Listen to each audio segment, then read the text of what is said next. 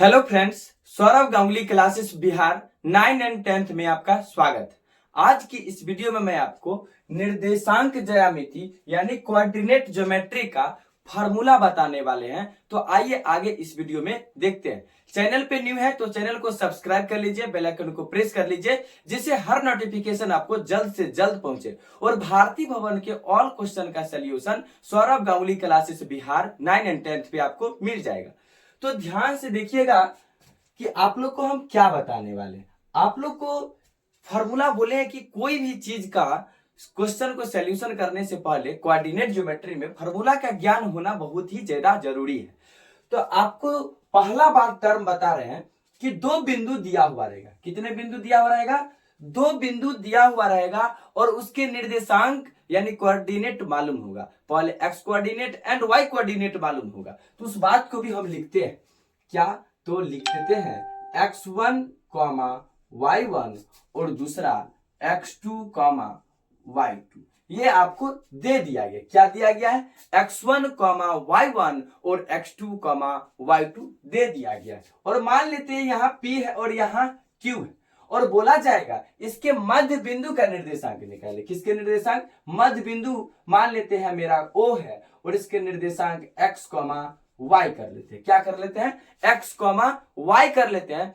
तो बोला जाएगा दो बिंदुओं के मध्य बिंदु का निर्देशांक यानी मध्य बिंदु का निर्देशांक क्या होगा?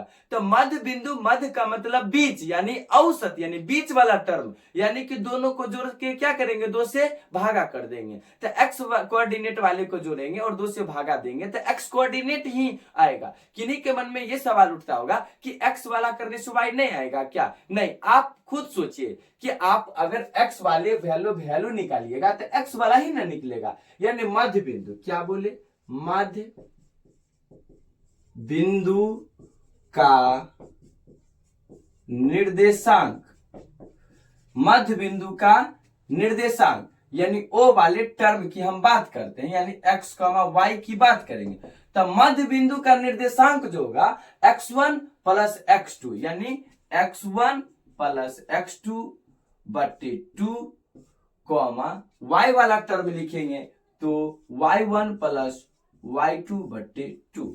ये आपका क्या है? मध्य बिंदु का निर्देशांक, जो हम क्या माने? ओ माने तो ओ लिख दिए।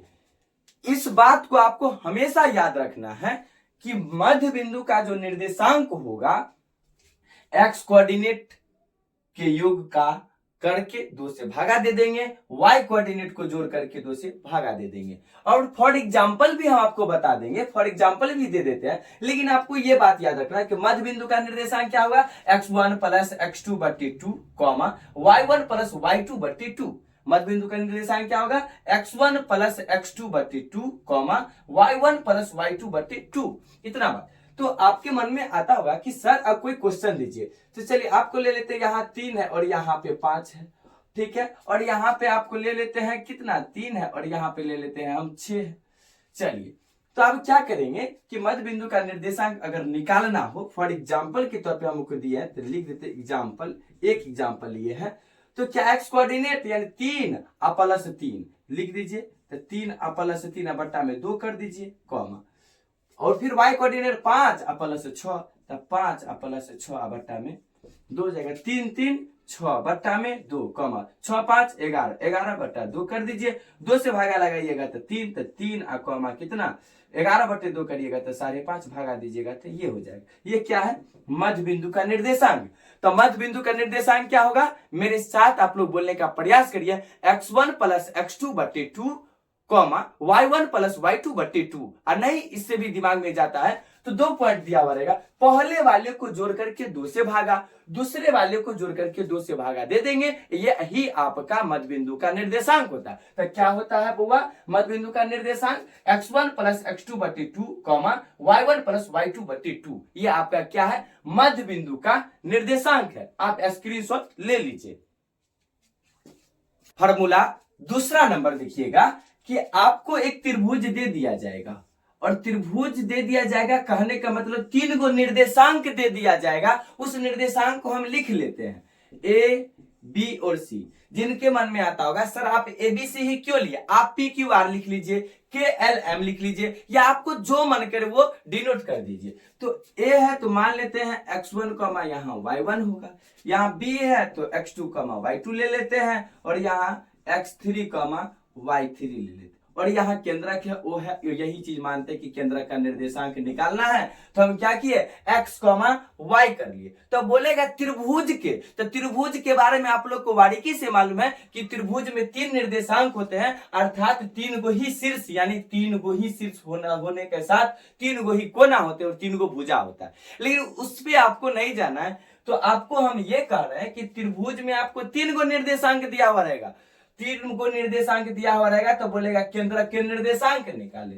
तो चलिए हम आपको लिखते हैं त्रिभुज के केंद्रक का निर्देशांक, त्रिभुज के केंद्रक का निर्देशांक यानी O यानी x, y हमको निकालना, त्रिभुज के केंद्रक का निर्देशांक निकालना। तो हम आपको क्या बोले, पहले लिखते हैं x कोऑर्डिनेट तब y, पहले लिखे x कोऑर्डिनेट तब y, पहले लिखे x कोऑर्डिनेट उसके बाद y। तो आप भी क्या करिए, पहले x वाले को ही लिखिए, उसके बाद लिखिएगा y वाले को। तो देखिए x वाला क्या गो है, 3 गो है, तो लिख दीजिए x1 plus x2 plus x3 क्या गो है, 1 2 3, तो 3 से भागा दे दीजिए, तो x कोऑर्डिनेट आपको बन के तैयार। चलिए कॉमा दीजिए, फिर आप y कोऑर्डिनेट को लिखते हैं, तो y1 plus y2 plus y3 अब बट्टे में 3 कर दीजिए। यही आपका क्या है, त्रिभुज के केंद्रक का निर्देशांक है। तो मेरे साथ बोलने का प्रयास करिएगा कि त्रिभुज के केंद्रक का निर्देशांक क्या होता है, x1 plus x2 plus x3 बट्टे में 3 comma y1 plus y2 plus y3 बट्टे 3। तो मन में आता होगा कि सर पहले एक्स कोऑर्डिनेट वाले को ही क्यों लिखते हैं। कोऑर्डिनेट ज्योमेट्री पढ़ने से पहले कुछ नोट किया जाता है, कुछ पॉइंट लिखाया जाता है कि निर्देशांक लिखने का तरीका यही होता है कि पहले एक्स वाले को लिखेंगे, उसके बाद वाई वाले को लिखेंगे, यानी एक्स एक्स वाले को, यानी एक्स अक्ष वाले को पहले और वाई अक्ष वाले को दूसरे बार में लिखते हैं। तो आप लोग को ये याद रखना है, त्रिभुज में 3 शीर्ष होते हैं, जिसको आप मानिएगा x1 y1 x2 y2 x3 y3। तो पहले x वाले को क्या करिएगा, जोड़ के 3 से भागा, यानी x1 plus x2 plus x3 बट्टे 3 comma y1 plus y2 plus y3 बट्टे 3। चलिए ध्यान दीजिएगा, त्रिभुज के केंद्र का निर्देशांक क्या हो जाएगा, x1 plus x2 plus x3 बट्टे 3 comma y1 plus y2 plus y3 बट्टा 3। ये क्या है, त्रिभुज के केंद्र का निर्देशांक है। क्या है हुआ, त्रिभुज के केंद्र का निर्देशांक है। तो क्या है, x1 plus x2 plus x3 बट्टे 3, y1 plus y2 plus y3 बट्टे 3। 3 आप चलिए हम फॉर एग्जांपल बता देते हैं। मानिए कि आपको एक कोऑर्डिनेट दे दिया गया 1,3 दे दिया गया, यहां दे दिया गया आपको 3,5 दे दिया गया, यहां दे दिया गया आपको 2,6 दे दिया गया, और बोलेगा त्रिभुज के केंद्र का निर्देशांक निकाले। तो क्या करिएगा आप लोग, जो माना हुआ है ही O equal to x, y, तो x कोऑर्डिनेट वाले को जोड़ देते हैं। तो पहले है 1 9, पहले x वाला 1 9, तो 1 लिखिए। फिर क्या है, यहाँ 2 है 3 है तो 3, और x3 के लिए कितना है 2 है तो 2 बट्टे में कितना 3 से भागा कॉमा। फिर क्या है 3 है तो 3 लिखिए y वाले में, और फिर y वाले में कितना 5 है तो 5 रखिए। फिर कितना है 6 है तो 6 बट्टे में 3 रखिए। फिर क्या हो जाएगा, ऐड करिए, 3 2 5 1 6, 6 बट्टा में 3 कॉमा 6 5 11 12 13 14, 14 बट्टा 3। चलिए इसको कटाइए, तो कितना 3 दूना 6, तो कितना आ गया 2 कॉमा 14 बट्टा 3 क्या हो जाएगा, त्रिभुज के केंद्र का निर्देशांक हो जाएगा। ये आप क्या हो जाएगा, इस क्वेश्चन का जो आपको पॉइंट दिया उस क्वेश्चन का राइट आंसर हो जाएगा। तो वेरी सिंपल है, त्रिभुज के केंद्र के निर्देशांक आपको बोले तो आप लोग को यही करना है कि x वाले को तीनों को जोड़ करके 3 से भागा कर दीजिएगा, y वाले को जोड़ करके 3 से भागा दे दीजिएगा। आपको क्या हो जाएगा, आंसर सही तरीका से निकल जाएगा। कब, जब आपका कैलकुलेशन सही हो। तो त्रिभुज के केंद्र का निर्देशांक क्या होगा, x1 plus x2 plus x3 बट्टे 3 comma y1 plus y2 plus y3 बट्टा 3। इसको आप स्क्रीनशॉट ले लीजिए और बारीकी से नोट डाउन कर लीजिए। नेक्स्ट है 3 नंबर फॉर्मूला है, ध्यान से देखिएगा। बोलेगा त्रिभुज के अंतः केंद्रक का निर्देशांक निकाले। क्या बोला जाएगा, त्रिभुज के अंतः केंद्रक का निर्देशांक। त्रिभुज है यानी 3 गो शीर्ष होगा ही, यानी 3 गो आपको निर्देशांक यानी दिया हुआ रहेगा। मान लेते यहाँ A है और यहाँ B है और यहाँ C है। इसके साथ लेकिन एक बात बहुत ही ज्यादा जरूरी है आप लोग को समझना, क्या, यानी निर्देशांक आपको दिया हुआ है x1, y1 और दूसरा दिया गया है x2 कॉमा y2 और तीसरा दिया गया x3 कॉमा y3 दे दिया रहेगा। यहाँ पर तो आपको वैल्यू दिया जाएगा, यहाँ आपको कॉन्सेप्ट तथा उसके फॉर्मूला जो है कैसे हो रहा है, फॉर्मूला के साथ कैसे यूटिलाइज करेंगे उस बात को समझिए। सुनिएगा कि आपको कोऑर्डिनेट दिया गया x1 y1 x2 y2 x3 y3 दे दिया गया है, तीन निर्देशांक दे दिया गया। तो त्रिभुज के अंतः केंद्रक का निर्देशांक निकालने से पहले आपको बारीकी से समझना। मान लीजिए कि ये अंतः केंद्रक है। क्या है? अंतः केंद्र। क्या है? अंतः केंद्र है और O मान लेते हैं और इसके जगह निर्देशांक x, y मान लेते हैं। हर जगह मानते हैं, जो चीज निकाला रहा तो उसमें क्या मानते हैं? निर्देशांक x, y मान लेते हैं। तो ध्यान दीजिएगा कि क्या करना है, क्या करेंगे तो ये फॉर्मूला आ जाएगा। तो पहले करिएगा त्रिभुज के अंतः केंद्र का जो निर्देशांक निकालिएगा, सबके बीच की दूरी निकालिएगा। सबके बीच की दूरी कहने का मतलब त्रिभुज है तो तीन गो होगा, ठीक ना। तो भुजाओं में आप निकालिएगा तो ए बी के बीच की दूरी निकालिएगा तो ए के सामने या बी के सामने या सी के सामने कैसे लिखा जाएगा सो सुनिएगा। मानिए कि एक बी सी के बीच की दूरी निकालिएगा तो ए के सामने वाले को ही लीजिएगा, ठीक है, तो स्मॉल ए, बी के सामने वाले को स्मॉल बी और सी के सामने वाले को स्मॉल सी।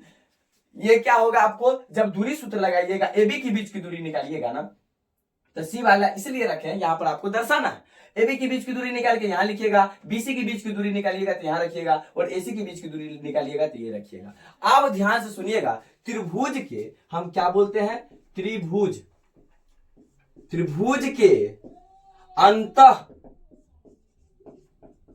केंद्रक का निर्देशांक। त्रिभुज के अंतः केंद्रक का निर्देशांक यानी O x, y equal to क्या हो जाएगा। तो आप लोग को बताएं, निर्देशांक लिखने का तरीका यही है कि पहले x वाले को लिखते हैं, उसके बाद y वाले को लिखते हैं। तो ध्यान से सुनिएगा, पहले कैसे लिखिएगा सो सुनिए। a है तो a लिख दीजिए आप लोग, a है तो a, फिर क्या करिए x1 के साथ गुना तो क्या हो जाएगा ax1। फिर b है तो b लिखिए, b के साथ x2 के साथ गुना तो क्या हो जाएगा bx2। c है तो c लिखिए और x3 है तो x3 cx3। अब बट्टे में क्या करिए, a प्लस बी प्लस सी कर दीजिए तो लिख दीजिए a प्लस बी प्लस सी। उसी प्रकार y वाले के साथ भी करिए, क्या हो जाएगा तो a y1 ना, a y1 b y2 plus b y2 plus c y3। अब बट्टे में क्या हो जाएगा, तीनों को जोड़ दीजिए तो a plus B plus C हो जाएगा। ये क्या है? त्रिभुज के अंतः केंद्रक का निर्देशांक है। क्या है ये? त्रिभुज के अंतः केंद्रक का निर्देशांक। ध्यान से सुनना, त्रिभुज के अंतः केंद्रक का निर्देशांक की बात करेगा तो आपको तीन निर्देशांक दिए होंगे और उनकी भुजाओं के बीच की दूरी निकालिएगा। वो भुजाओं की बीच की दूरी निकालने के बाद इसके सामने x कोऑर्डिनेट से गुना। पहले जब x कोऑर्डिनेट निकालना चाहते होइएगा तब x वाला अगर निकालिएगा तो क्या करिएगा, जो बीच की दूरी निकाले होइएगा उसको क्या करिएगा, इसे मल्टीप्लाई करके ऐड कर दीजिएगा। यानी कहने का मतलब है त्रिभुज के अंतः केंद्रक का जो निर्देशांक होगा ax1 plus B x2 plus सी x3 बट्टे में a plus B plus C comma a y1 plus B y2 plus C y3 बट्टे में क्या हो जाएगा, a plus B plus C हो जाएगा। क्या बोले हैं बुआ? ध्यान से सुनिए, त्रिभुज के अंतः केंद्रक का निर्देशांक है कि ax1 plus B x2 plus सी x3 बट्टे में a plus B plus C comma a y1 plus B y2 plus C y3 बट्टे में a plus B plus C. इससे कोई सा भी क्वेश्चन आ जाए आपको बन जाएगा। तो आप लोग इसको स्क्रीनशॉट ले लीजिए और नोट डाउन कॉपी में कर लीजिए और बार बार वीडियो को देखिए जिससे आपको समझ में आ जाए। नेक्स्ट है 4 नंबर, विभाजन सूत्र से। क्या है? विभाजन सूत्र, जिसको इंग्लिश में सेक्शन फार्मूला कहते हैं। सेक्शन फार्मूला कहते हैं। विभाजन सूत्र में एक होता है अंतः विभाजन, एक होता है बाह्य विभाजन। ध्यान से सुनिएगा कि अंतः विभाजन क्या है और बाह्य विभाजन क्या है, सुनिएगा। चलिए, आपको दो बिंदु दिया हुआ रहेगा, मान लेते a और यहां b मान लेते हैं, जिसका निर्देशांक x1, y1 और x2, y2 दे दिया गया है और बोला गया है कि जो है दो बिंदुओं के जो है ना आपको निर्देशांक दे दिया गया है और बोलेगा अंतः विभाजन सूत्र बोलने के लिए क्या टर्म लिख लीजिए, अंतः विभाजन सूत्र। तो अंतः यानी अंदर में, तो क्या है, मान लीजिए इसको पॉइंट O जिसको m अनुपात मानिए कि n में क्या कर रहा है, रेशियो में बांट रहा है, जिसका निर्देशांक x और y निकालना है। आपको क्या करना है, आपको तीसरा जो पॉइंट है ओ माने जिसका निर्देशांक x और y है, जिसको किस रेशियो में बांटता है, m अनुपात n में बांटता है। तो ध्यान से सुनिएगा, जो आपको निकालना है ओ x, y निकालना है। क्या निकालना है, x, y निकालना है। तो क्या करिएगा, दूर वाले का गुणनफल करके जोड़ के जो आपका रेशियो उसको क्या करिएगा, आप भागा दे दीजिए। कैसे, सुनिए, mx2 ठीक है प्लस nx1, ठीक है ना, तो लिख दीजिएगा mx2 प्लस nx1, अब बट्टे में क्या हो जाएगा, ये दोनों को जोड़ दीजिए तो m प्लस n, कौन दोनों, m प्लस n को क्या करिए, जोड़ दीजिए तो x वाला निकलेगा, y वाला निकलिएगा तो क्या हो जाएगा,